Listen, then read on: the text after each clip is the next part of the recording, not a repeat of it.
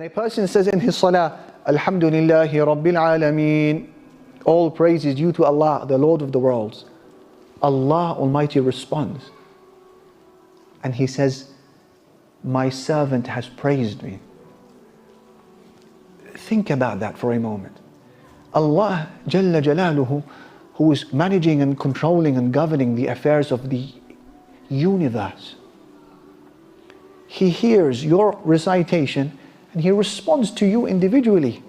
And He acknowledges your recitation and He says, you have just praised me. Can you think about what that means? And then when you say, Ar-Rahman Ar-Rahim, the most gracious, the most merciful, Allah responds and He says, Athna alayya abdi, my servant has spoken highly of me. Subhanallah.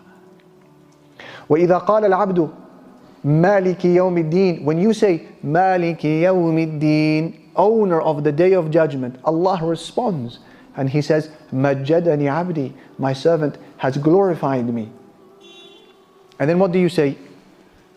إِيَّاكَ نَعْبُدُ وَإِيَّاكَ نَسْتَعِينُ, you alone we worship, you alone we seek for assistance.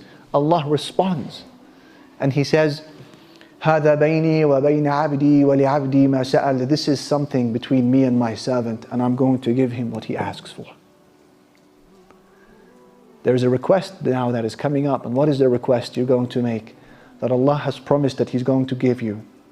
It is اهدنا الصراط المستقيم, guide us to the straight path.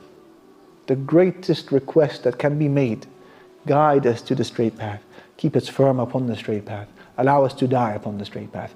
If that one dua is given to you in your life, you are successful in the dunya, you have prospered in the hereafter. صراط الذين أنعمت عليهم, the path of those whom you have conferred your favor upon. غير المغضوب عليهم ولا الضالين, not the path of those who have earned your wrath and not the path of those who went astray. And then when you say this, Allah responds and He says, هذا لعبدي ولعبدي ما سأل, this will be for my servant and I will give him what he has requested. La ilaha illallah. Ni'mah, to realize that Allah al-Malik is hearing your Quran, He is responding to you.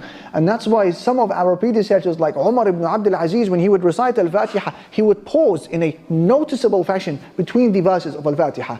Bismillahir Rahmanir Rahim. Pause. Alhamdulillahi Rabbil Alameen. Pause. Ar-Rahmanir Rahim. Pause. So they said to him, why do you do that?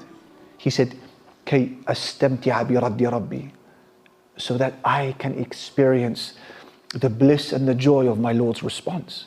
You see, he's understanding these meanings and he's living with it and interacting with it. My Lord is responding. I don't want to rush Al-Fatiha.